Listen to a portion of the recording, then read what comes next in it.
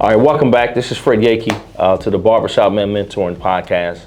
I'm honored to have here with us our guest, Dave Neff. Can't wait to jump into this. I'm so happy to have you here with us. What we do before every session, we have a quick monologue, just something that I like to share with everyone that's on my heart.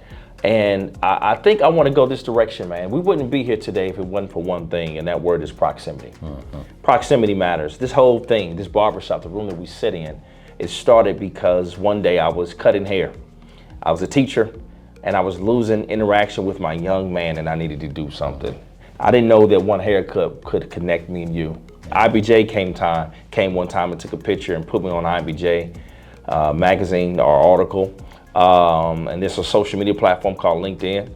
That day I randomly checked a message, and that message was somebody by the name of Dave Neff and said, "Hey, I don't know you. I saw the article on the page. Can we find time to grab coffee?" Man, we met up. That was about 3 years ago. Yeah. He had 2 kids. He had a kid. No, he had 2 kids. Mm-hmm. I had 2 kids. That just lets you know how our life has transpired. And I'm happy to have the one and only Dave Neff being here. Dave, thank you for being with us, man. Thanks for having me to the barbershop, Fred. Man, you look comfortable in this chair. It's very you coming with the drip. I see you, man. It's very comfortable. I might need to get a fade after this. Yeah, a dry fade a little bit. Listen, man, I don't like to tell people about who they are because they can Google it. Yeah. But Dave, tell us something about who you are for for people who don't know you. For people to say, what's that P on your chest? Who is Dave Neff? Yeah, well, I would say, first and foremost, I'm a husband, I'm a father. Been married to my wife, Joelle, for 10 years, got 4 kids, 7 down to 1.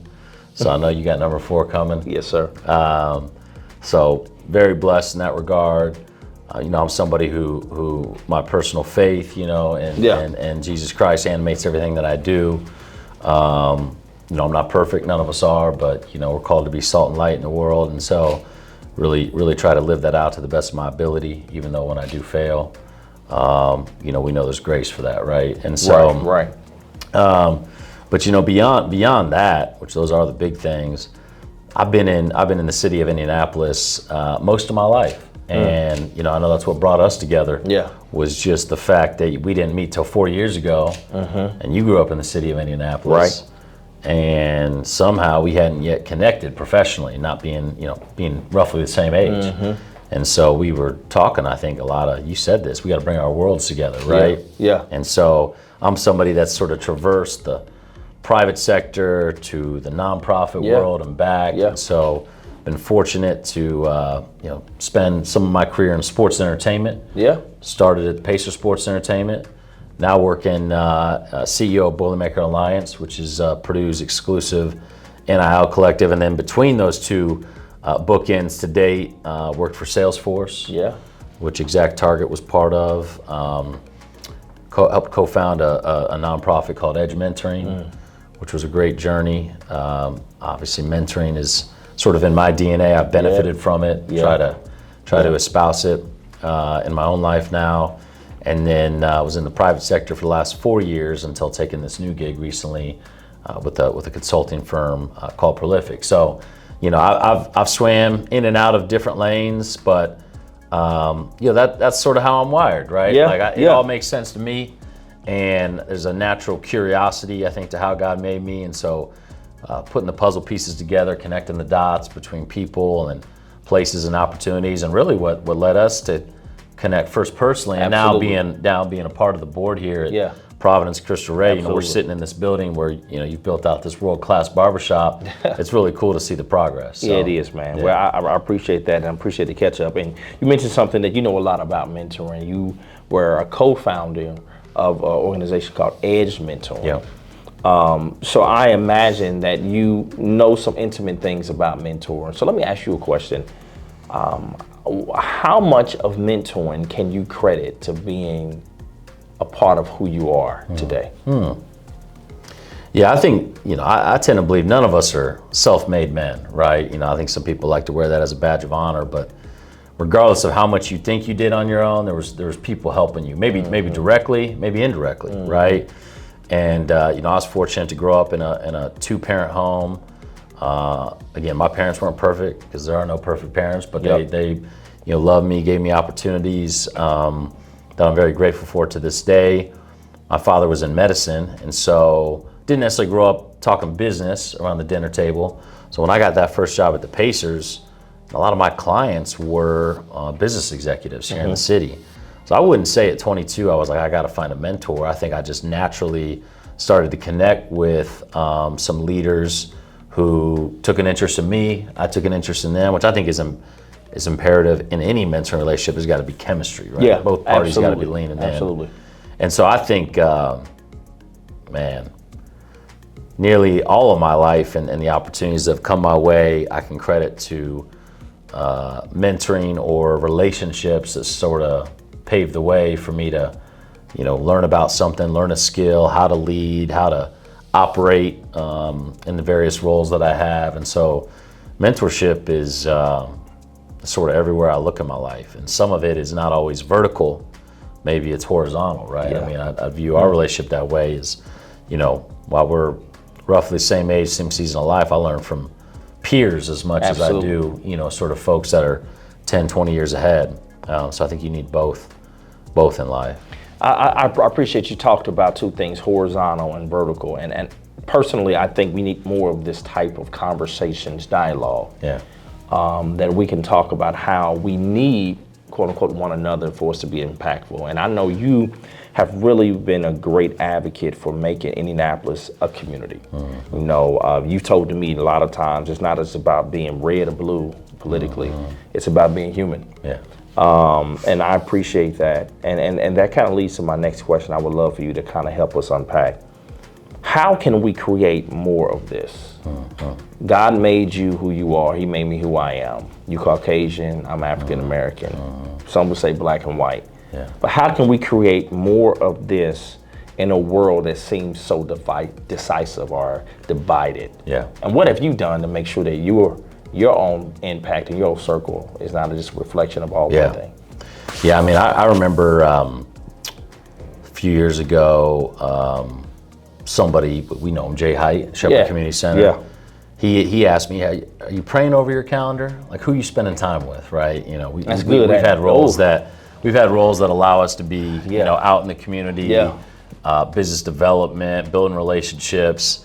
And I think as a Caucasian middle-aged male now, I could easily fill up my dance card with, 10 to 12 white guys in a week, and that's just sort of the default mode, not intentional. Just that's who I'm around. That's a lot of people in Indianapolis that fit that bill, right? And I think for me, I had to be intentional when challenged with that to say, am I building relationships with people that may not be in my direct line of sight always, that may not be able to directly advance my agenda. Yeah. We all have a job to do at the end of the day by, our employer and that sort of thing. So you got to keep that in mind. But I really wanted to kind of connect with people that may or may not be able to help me. But I always know I can learn something from whoever is across the table. That's younger, That's older, race, gender, ethnicity. And so you said it at the top, I think you got to get in proximity. You got to have a willingness to listen, to understand. I think so many times people just come in, they got their agenda, and there's not that curiosity. Yeah, they just right? drive the meeting. And then maybe they're sleepwalking through life, through their day-to-day. So you got to create space, you got to create margin.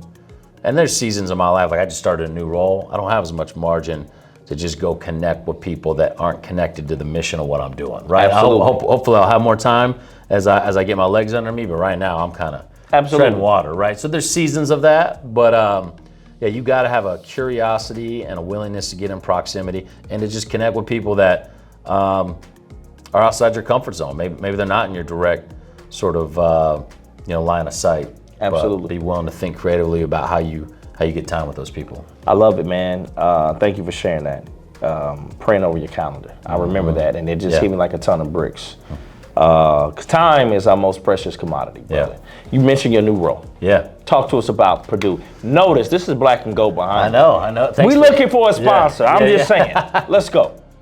Yeah, so in December of 23, I started as the new CEO of Boilermaker Alliance. And Boilermaker Alliance is Purdue University's exclusive NIL collective, name, image, and likeness.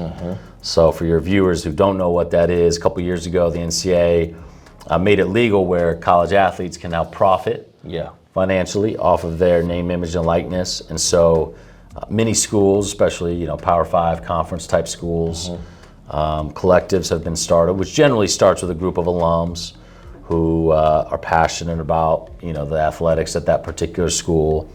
And this group of alums is generally raising money so that they can kind of get certain student athletes under contract with the university, and especially in the conference like a Big Ten where Purdue is, you've got to have a robust NIL program to be competitive in today's day and age to attract elite athletes. And so we live outside the university, in the sense that we're exclusive, we're the exclusive collective. A lot of this comes down to trust and alignment. So in a lot of ways, I'm an extension of the athletic department, but there has to be sunlight between the collective and the athletic department. So I've got a board, but I work very closely with the athletic director, Mike Babinski, and his team, as well as the board of trustees at Purdue. We got to get everybody rowing in the same direction so that we can be competitive. We're prioritizing men's and women's basketball, football, women's volleyball, but we could take in funds for any sport, taking in funds for baseball, talking some folks that are interested in supporting the swim team. So it's a new day in college athletics, but man, it's an economic machine, and everybody except the student athletes have been getting paid to date, right? The coaches, the support staff. That's the truth. The schools benefit with enrollment when they're winning national championships, and all sorts of donations. And so in most cases, these student athletes, they're on scholarship, but they're using this money so that family members can come, travel, stay at a hotel, pay for parking, come to a game. You got to remember, many of these student athletes don't come from means. And so it's not what people read about in the media where they're driving Bentleys around campus. Those are outlier sort of circumstances. I can see that, and thank you for the work you do. I can't wait to see how this unfolds and how it unpacks, and to hear a perspective from it from the other side is helpful. This will be my last question, man. I don't want to hold you too long. I asked this question to one of our guests before, and I'm curious to see from where you are at. We talk about mentorship, intergenerational. You have older generation, younger generation. We kind of touched on mentorship and friendship and kinship beyond your culture, beyond your race. Dave, what gives you the most hope, encouragement in today's date and moving forward in our community? What encourages you?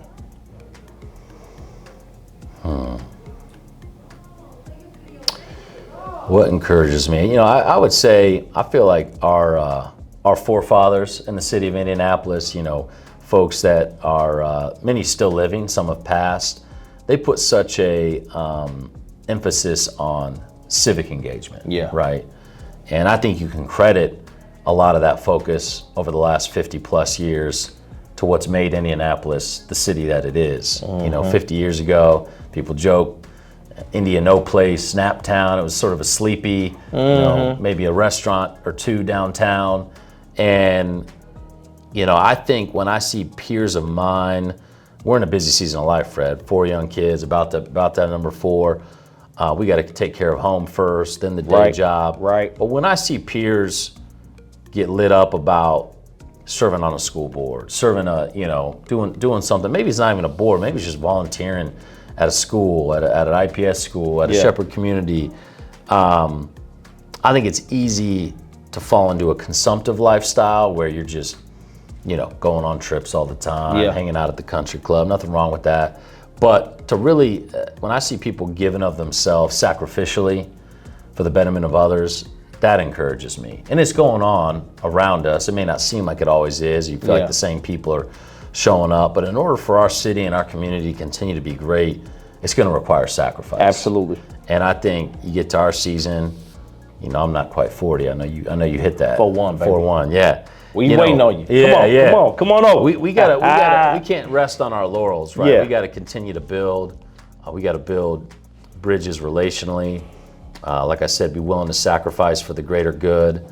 And so when I see peers of mine taking time out of their schedule and reprioritizing some things to really give versus just consume, that's encouraging to me, and that's a sign that we're healthy as a community.